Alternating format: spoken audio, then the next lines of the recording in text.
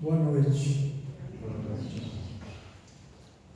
Inicialmente queremos dizer a satisfação de estar aqui novamente. Já faz algum tempo, mas sempre que voltamos nos sentimos muito abraçados e acolhidos afetivamente por amigos de longa data.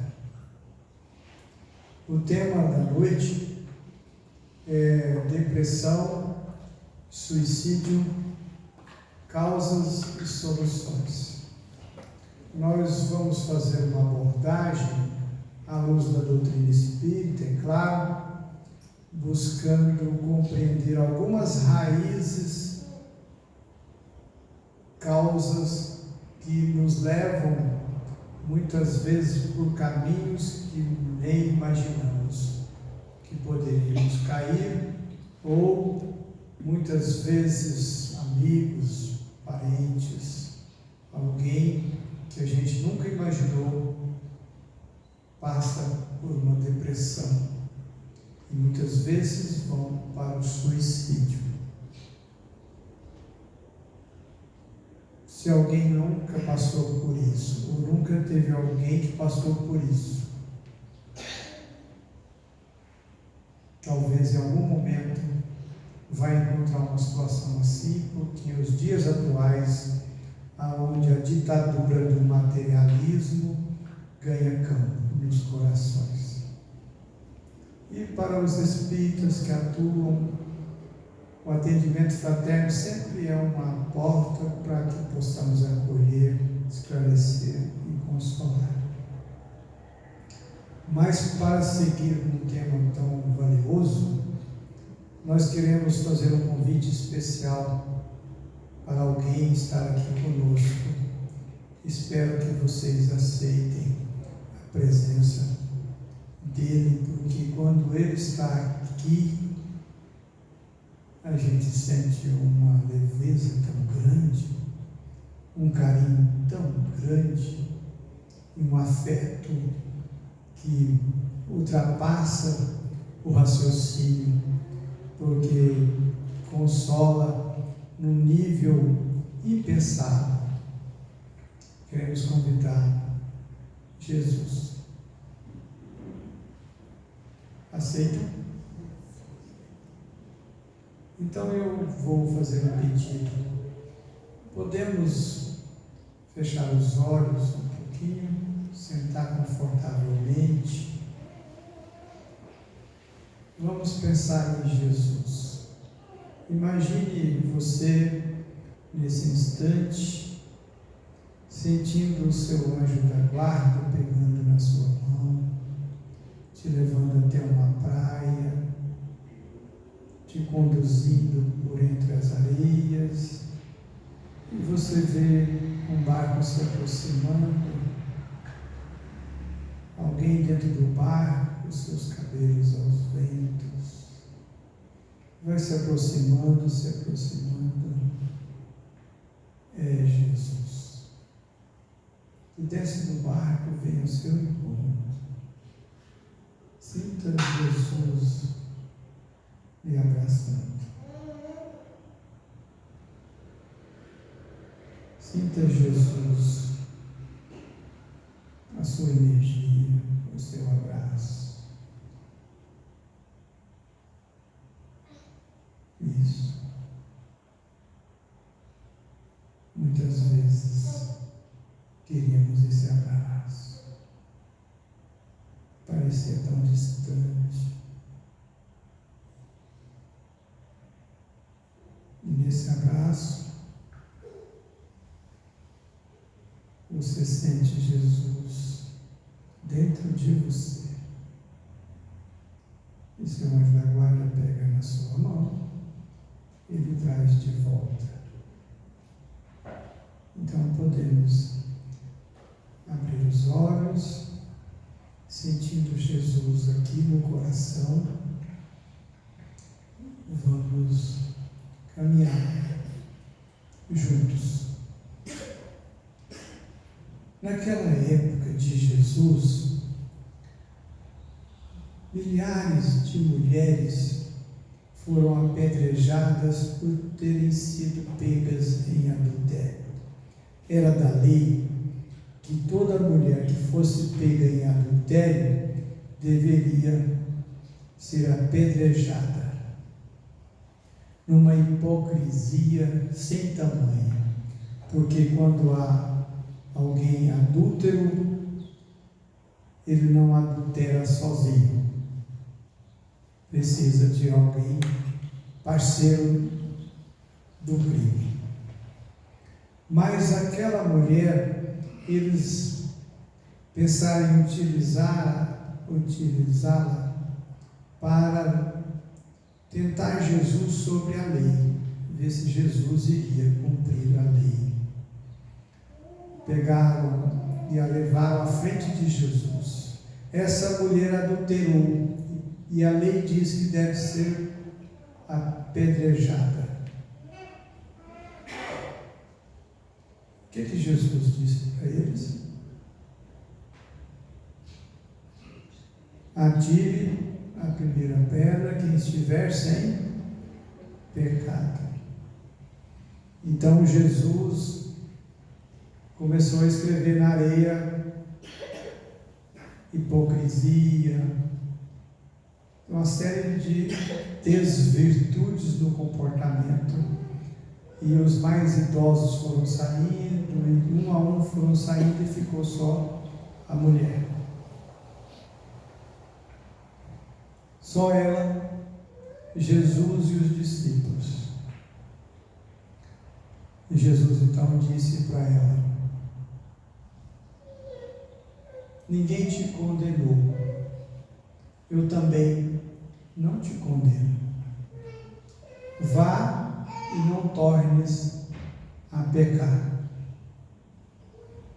Jesus ali não estava dizendo e apoiando o que ela cometeu, mas estava apoiando o ser humano sedento de uma oportunidade para redimir o mal que fez. Todos nós somos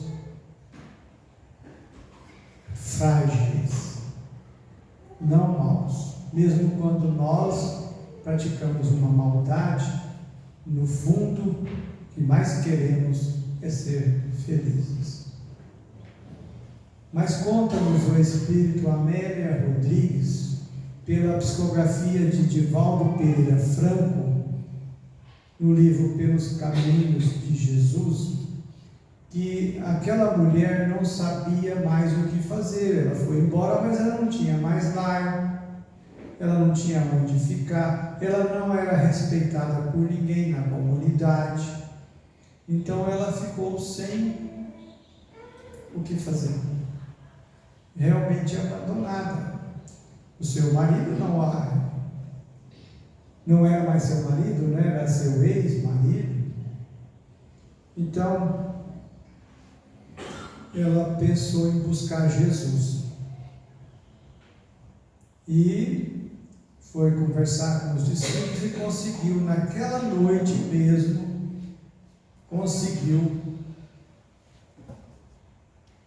uma entrevista com quem? Com quem qualquer um de nós queria fazer, né? Falar assim, frente a frente com o governador do planeta, o amor em plenitude, o amor pleno.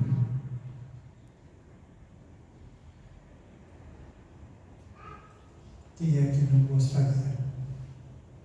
E ela foi recebida por Jesus.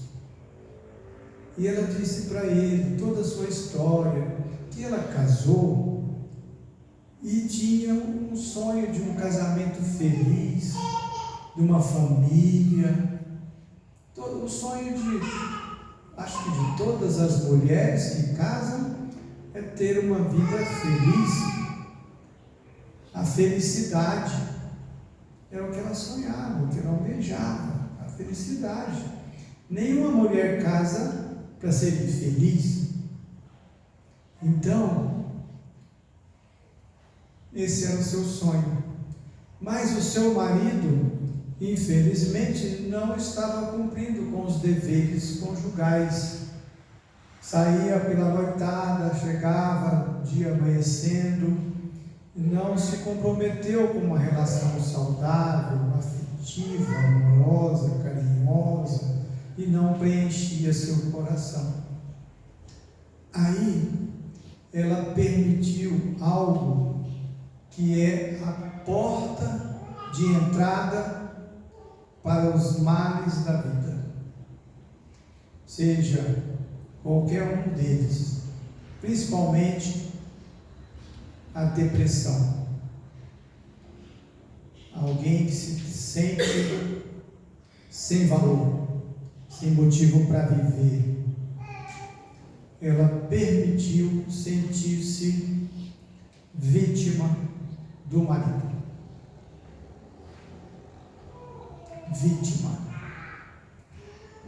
Toda pessoa que permite um pouquinho deste sentimento está abrindo as comportas do coração para uma viagem ao fundo do poço.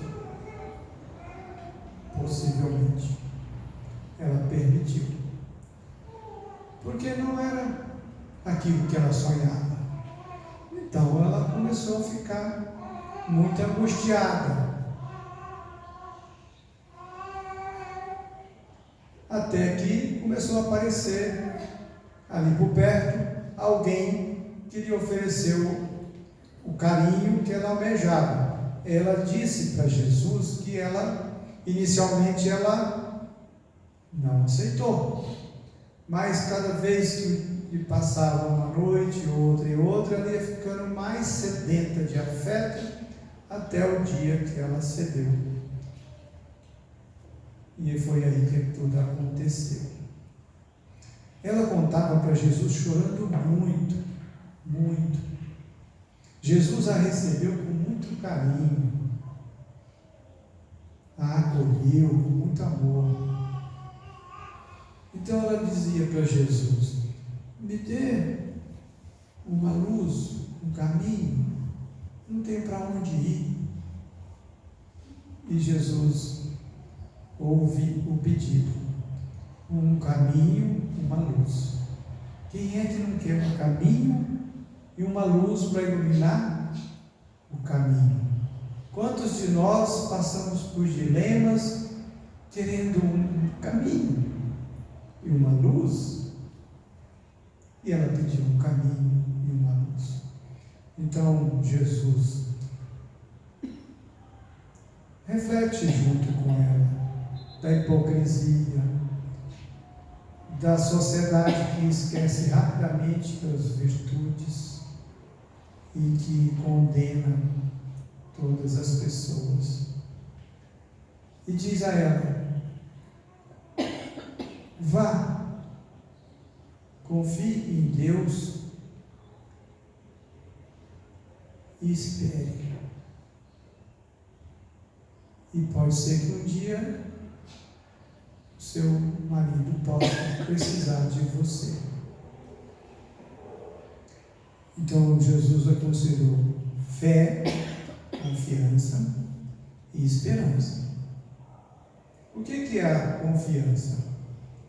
É a certeza plena de que existe um Deus e que Ele é amor. E se Ele é amor, tudo que ocorre comigo tem um motivo. E se tem um motivo, o motivo é justo. Fé, confiança e esperança. O que é a esperança? É esperar, saber, confiar e seguir a jornada. Saber esperar um momento para colher da semeadura. Então ela foi. E conta a Amélia Rodrigues que 10 anos depois a gente vai encontrar numa cidade chamada Tito, uma cidadezinha, uma casinha, vai encontrar uma senhora cuidando dos viajantes, das pessoas doentes que chegavam maltrapilhas, necessitadas.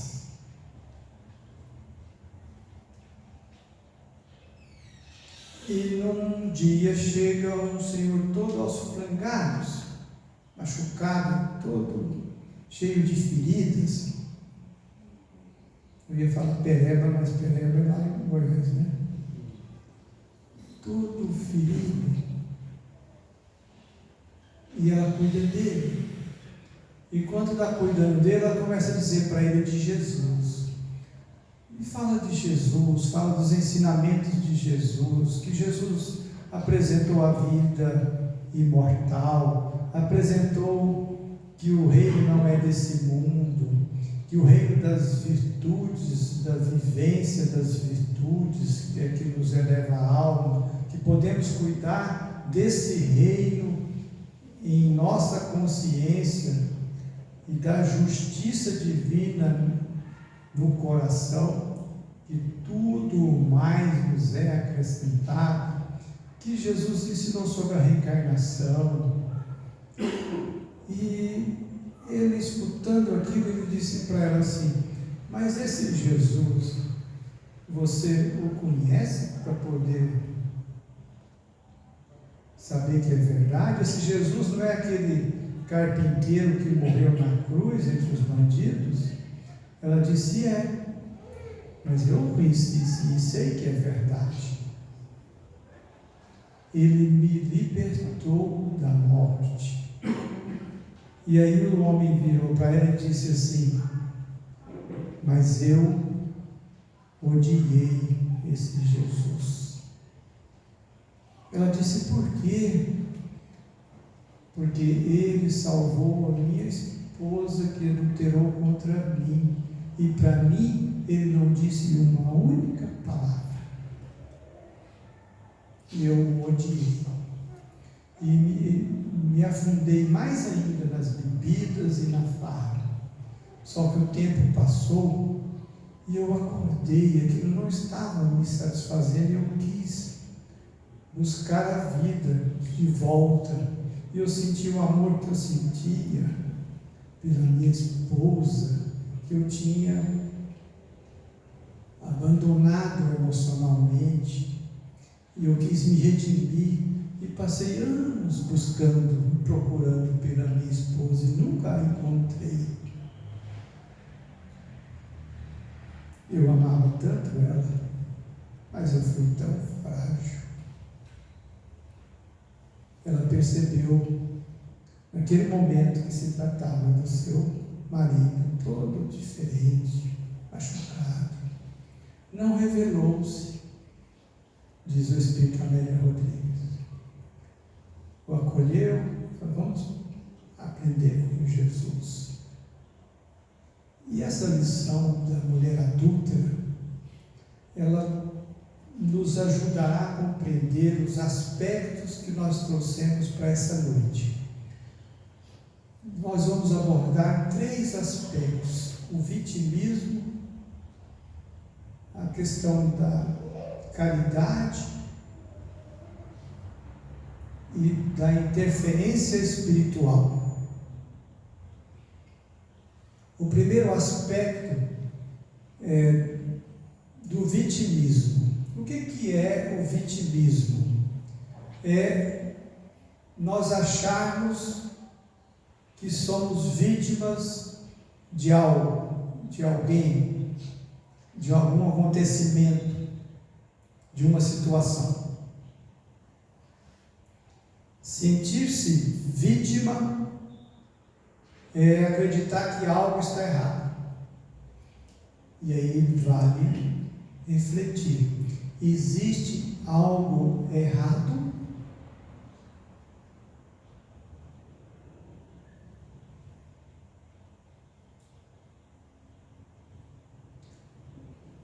Pode ser que exista erros, mas a vida nos traz situações para que nós possamos passar por elas e aprender com elas. Então, na horizontal da vida, nós podemos errar, mas esse erro, ele é apenas uma experiência. Dela nós podemos extrair um aprendizado.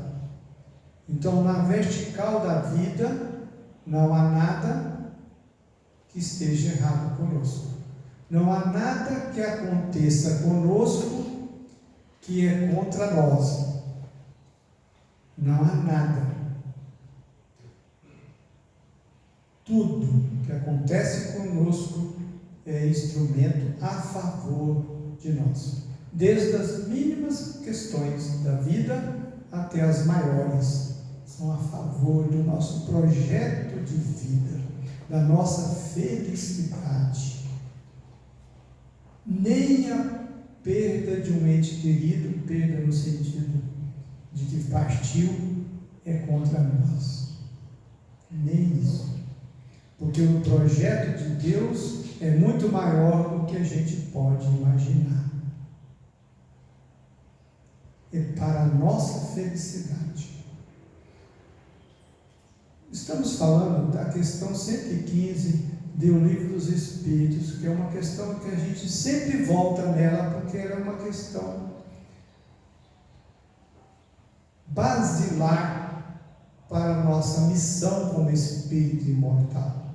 É aquela questão que Allan Kardec pergunta aos benfeitores espirituais: Deus criou homens bons e homens maus? E a resposta é não. Criou simples e ignorantes, e deu a cada um uma determinada missão de conhecer a verdade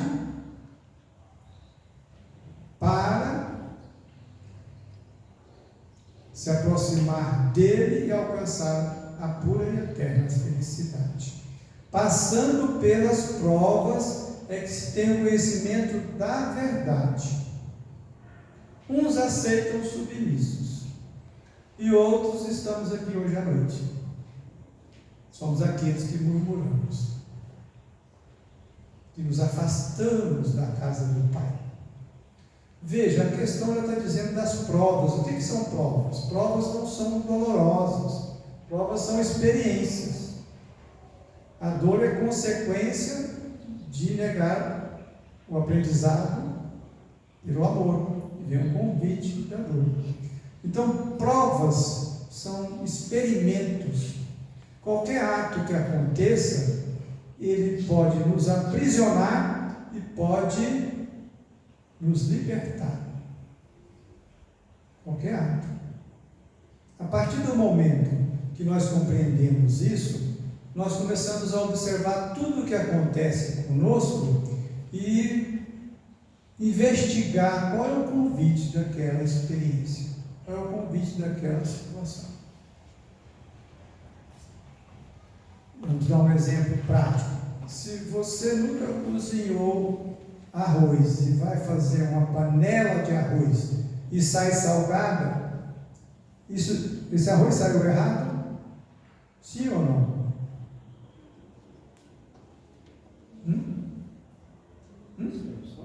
Saiu salgado. Está certo ou está errado? Está difícil essa pergunta. Você comeria um arroz salgado? Bem salgado? Muito salgado? Então o arroz não está certo, né? Está errado. Você errou fazer o arroz, mas o próximo arroz já não vai sair melhor? Então veja, na horizontal é um erro, na vertical é uma experiência para aprender. É assim que funciona com as leis morais da nossa vida. É convite. Convite para experimentar uma situação. Nós atraímos situações. Não caiu um fio de cabelo sem que Deus não saiba, sem que Deus não queira. Então, tudo que acontece tem um motivo. Nós somos herdeiros de quem? De nós mesmos. Tudo nós herdamos de nós mesmos. nós herdamos questões fisiológicas, nós herdamos questões espirituais, nós herdamos questões emocionais de nós mesmos, de outras encarnações que nós trazemos para essa. Nada que nos acontece é do vizinho, deveria ser de outro, tem a ver conosco. As questões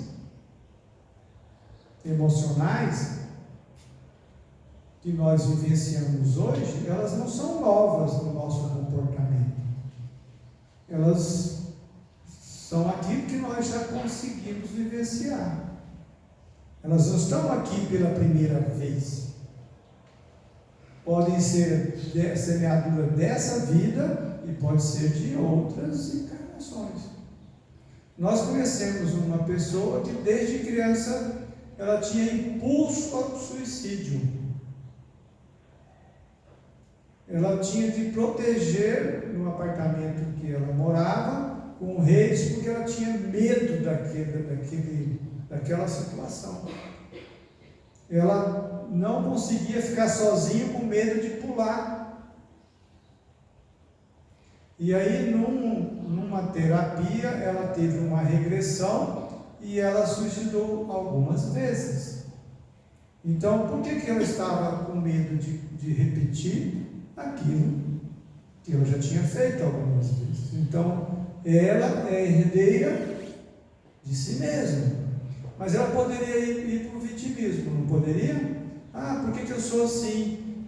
Meu irmão não é assim, e eu sou assim. Minha irmã não é assim, eu sou assim. Por que só eu sou assim? Por que Deus fez isso comigo?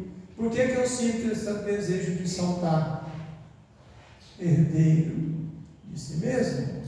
Nós conhecemos algumas pessoas, médium ostensivo, que atuam como na reunião mediúnica, sempre atendendo, a maioria das vezes, espíritos suicidas. Por quê? A oportunidade amorosa de redimir-se por algo que ela já fez. Nós somos herdeiros de nós. Nós somos herdeiros fisiologicamente. Podemos estudar as obras de André Luiz, Manuel Filomeno Miranda, aonde nós impregnamos o nosso perispírito dos valores morais que trazem uma carga energética, e nós podemos nascer com todos os neurônios carregados de energias depressivas, e podemos ser uma pessoa que viaja negativista, sempre reclamando. Existem pessoas que passam o dia reclamando? Existem? Eu sei que em primavera não tem, mas lá onde a gente vem, tem um negativismo permanente. Reclama de qualquer coisa. Se está frio, reclama. Se está quente, reclama. Reclama do trânsito, reclama do vizinho, reclama da janela, reclama se não tem janela. Então, herdeiros de nós mesmos. Mas há em tudo isso convite. Nós podemos ser herdeiros de padrões espirituais, podemos ter feito o mal, podemos ter levado pessoas ao suicídio. Podemos ou não podemos? Então, às vezes a gente reencarna com um projeto maravilhoso para poder domar as más inclinações. Um projeto maravilhoso para ressignificar tendências nossas. Um projeto maravilhoso que precisa das provas, das provações, das experiências. É um projeto organizado pelo nosso anjo da guarda para que a gente seja feliz. Porque se nós somos herdeiros do passado, o que será de nós na próxima encarnação? herdeiros dessa. Se nessa encarnação tem situações que não me tentam, é porque eu trabalhei antes. Se tem situações que me tentam, se eu trabalhar agora, na próxima encarnação, não vai me tentar mais. Porque a lei do esquecimento é uma lei que nos protege da memória do que fizemos, para que nós tenhamos condições de viver aqui e agora e reparar, aprender e crescer moralmente na jornada rumo à felicidade. Mas a lei do esquecimento não nos faz esquecer a nossa índole, as nossas conquistas morais a gente não esquece. Quando os benfeitores estão organizando o nosso plano existencial, eles podem até inibir algum ponto para a nossa felicidade. Nós podemos renascer na vida, como disse Jesus, entrar na vida sem um braço é melhor do que cometer crimes com o braço novamente. Nós podemos entrar na vida, renascer sem as vistas, sem audição, ou alguma limitação no cérebro, mas são limitações dentro de um plano existencial. Eles não vão nos tirar a nossa elevação moral. Nós podemos nascer com todas essas limitações e sorrir, porque a índole já está trabalhando a alegria de ser feliz. Tem uma história verdadeira que está num livro chamado Pequenos Milagres. Não é um livro religioso, é um livro que conta histórias verdadeiras de uma senhora cega, já idosa, assim, certa idade. Eu hoje fiquei confuso com o que é idoso, a conversa de idoso hoje foi para cima e para baixo, eu não sei se eu estou idoso ou se eu estou menos idoso. E ela mora em Nova York, e lá tem a estação do verão. Não é igual aqui que o sol sai todo dia, quase todos os dias. Então, quando o sol desponta, é hora de tomar sol. Aí o sol despontou, ela sentiu o calor, pegou a bengala, desceu, saiu na rua e ficou na calçada esperando. Ficar aqui para não estar saindo aí. Ficou na calçada esperando para ser alguém lhe dar a mão. E ela vai contando como que era para ela aquela experiência, aquela alegria de poder caminhar sem ver, mas sentindo o calor do sol. Se alguém perguntasse para ela o que é a felicidade, ela diria: o calor do sol. A gente às vezes não dá valor nem de ter o sol. Então ela esperou e apareceu um senhor. A dama se dignaria me acompanhar para atravessar a rua? E ela, sim, cavalheiro. E foram conversando, atravessaram a rua. Aí começou as buzinas, já tinham chegado do outro lado. E ela queria agradecer. Ele, quando ela abriu a boca para agradecer, ele disse para ela: a senhora é uma dama muito gentil, por ter ajudado um cego a atravessar a rua. Ele também era cego. Mas o que mais impactou nessa história, quando a gente leu, foi a alegria existencial, porque é uma alegria que não depende do que está fora, né? Francisco de Assis nos apresentou isso. Ele fala da perfeita alegria. Não sei se alguém já ouviu essa história dele dizendo para o Frei Leão: Frei Leão, o que eles estavam caminhando? E ele falou: Frei Leão, o que é a perfeita alegria? E Frei Leão falou: acho que é um prato de comida, que eu estou morrendo de fome. Ele: não é. E o Frei Leão foi falando várias coisas: não é. Perfeita alegria é se nós, com esse frio que está aqui, nós batermos naquela casinha lá, naquele mosteiro, e nos enxotarem, não nos agasalharem. Eu estou encurtando a história porque daqui a pouco vai demorar umas 2 horas o negócio aqui. A perfeita alegria é se mesmo assim eu sentir alegria. O que Francisco de Assis estava dizendo?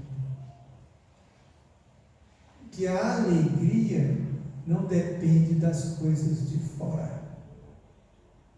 É um estado íntimo de conexão com o convite de Jesus, cumprindo as leis divinas de amor, de justiça e de caridade.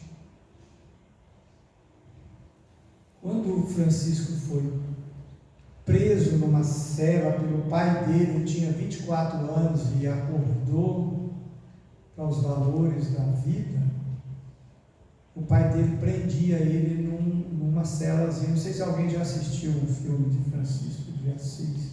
Se não, assista um filme antigo, Irmão Sol e Irmã Lua. Uma boa programação para hoje à noite. Tem no YouTube. Ele é preso pelo pai numa celinha. Para todos, ele está preso pelo pai, machucado. Para ele, não. Ele estava feliz porque ele sentia o convite de Jesus no coração. Ele estava com o corpo preso, mas extremamente feliz de ter acordado para a vida. Quando ele foi falar com o Papa, ele dizia para o Papa: vocês têm essa riqueza toda aqui, mas olha a cotovia, não precisa de nada, só da liberdade para viver. Nada disso é necessário para viver. Um convite para a verdadeira alegria, para a perfeita alegria que nasce dentro de nós.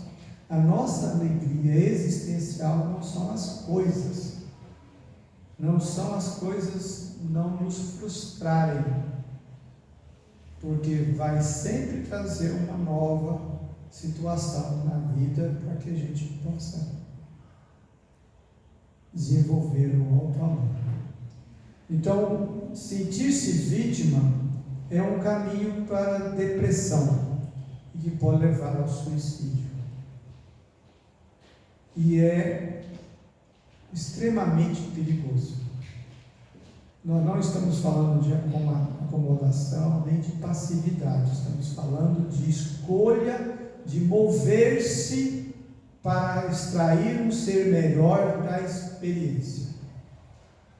Amar-se cumprindo a lei, e se cumpre a lei, sendo alguém muito mais belo quando passa por uma experiência dolorosa. Isso é auto-amor, isso é amar a Deus sobre todas as coisas. E não se colocar como vítima. A vítima, ela está colocando um problema fora dela. A vítima não tem responsabilidade para curar aquilo que está acontecendo, para aprender com o que está acontecendo. O problema fica fora dela. Esse sentimento de vítima é uma forma de não se responsabilizar para encontrar a solução, para encontrar o caminho da felicidade, para extrair algo valoroso daquela situação. É melhor colocar culpa nos outros, na vida, no passado. Isso aí acontece comigo porque eu devo ter atirado pedra na cruz. Então está colocando o problema lá no passado. Ou seja, eu hoje não posso fazer nada. Está lá no passado. Então, colocar-se como vítima é não se responsabilizar, é não cumprir a lei do dever, a lei da reparação, a lei do trabalho, a lei do progresso, leis que regem a nossa vida, que estão na nossa consciência. Questão 621 de O Livro dos Espíritos, onde estão escritas as leis de Deus? Na nossa consciência. Então esse é o primeiro aspecto até 8h30? Dá tempo? Você segura até 8h30 aí? Nós queremos trazer o aspecto do receber e doar. Do fora da caridade não há salvação. Nós tendemos a querer sempre receber da vida, receber dos outros, ficamos sempre ali querendo ser servidos. Não há erro em ser servido, mas o movimento do alto amor é quando nós começamos a doar-nos, a ir ao encontro do outro. E quando nós oferecemos uma virtude para alguém, quando nós oferecemos uma virtude que nós desenvolvemos, nós sentimos a virtude que ofertamos. Se você abraça um filho com muito amor, não tem como você sentir amor pelo filho sem que esse amor esteja reverberando dentro de você. Então, quando nós ofertamos uma virtude, nós já colhemos no doar, na doação. E se o outro acolher, a colheita é dupla. Nós doamos numa relação conjugal. Pare de exigir. Não vou entrar na questão mais dos combinados do casal, porque aí teria que ter outra palestra. Mas se eu começo a doar, sempre oferecer algo valoroso, a outra face do mal, sempre eu estou oferecendo, essa energia me abastece. Se o outro não muda, mas me abastece. Só que é impossível não mudar quando a gente só recebe carinho, só recebe uma palavra de incentivo, um convite. Quando a gente recebe um abraço de verdade, não tem como não se sentir abraçado. E a partir do momento que eu dissolvo os interesses pessoais para doar-me, eu vou no sentido do espírito, que vai crescendo. Quanto mais ele evolui, mais desinteresse pessoal, e mais ele vai doar-se no universo. Para dissolver o desejo, que muitas vezes chega de suicídio, de tirar a própria vida,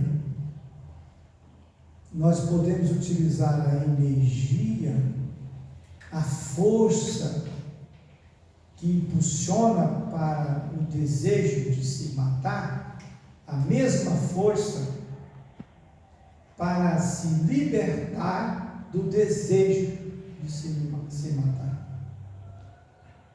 É a mesma força, porque nós somos livres.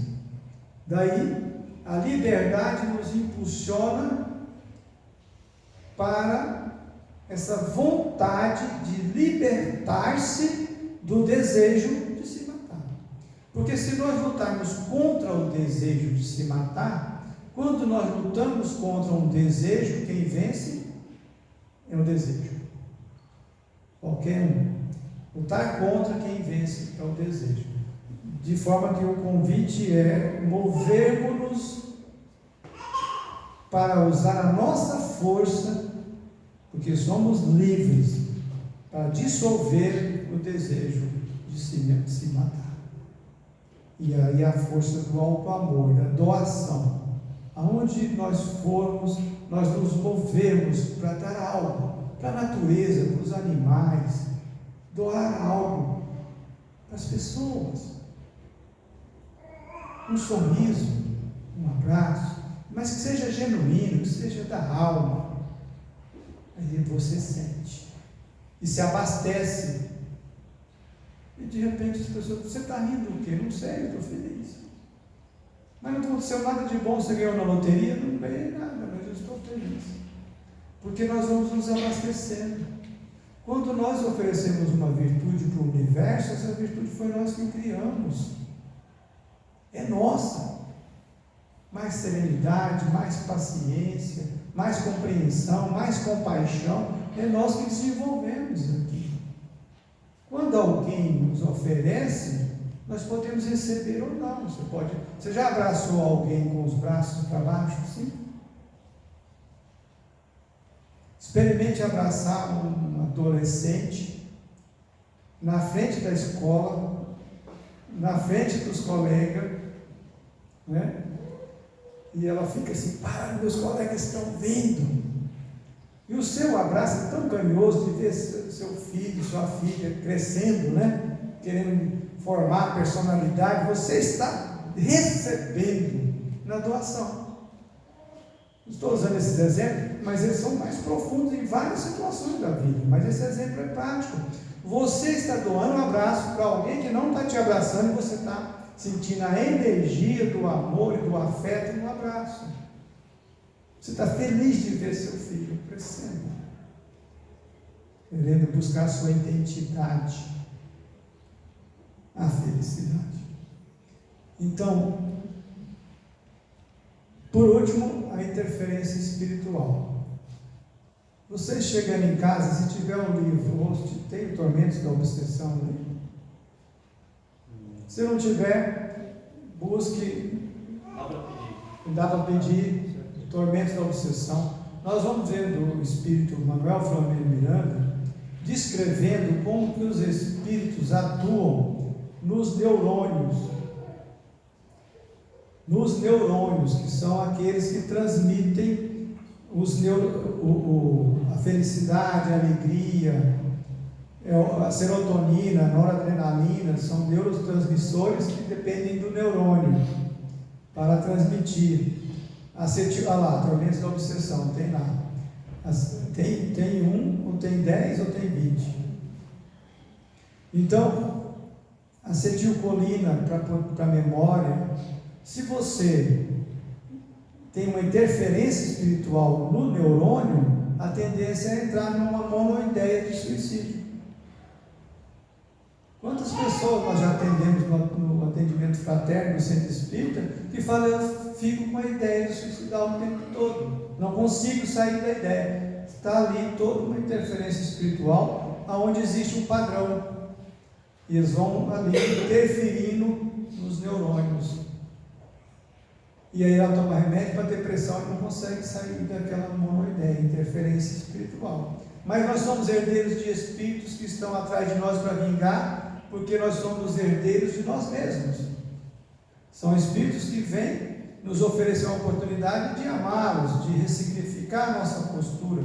Veja que o convite é para nos colocar na vida como doadores, para nos proteger do mal do vitimismo, do mal da interferência espiritual, do mal daquilo que a gente ainda não tratou, e nos colocar melhores para que na próxima encarnação nós tenhamos uma condição mais saudável.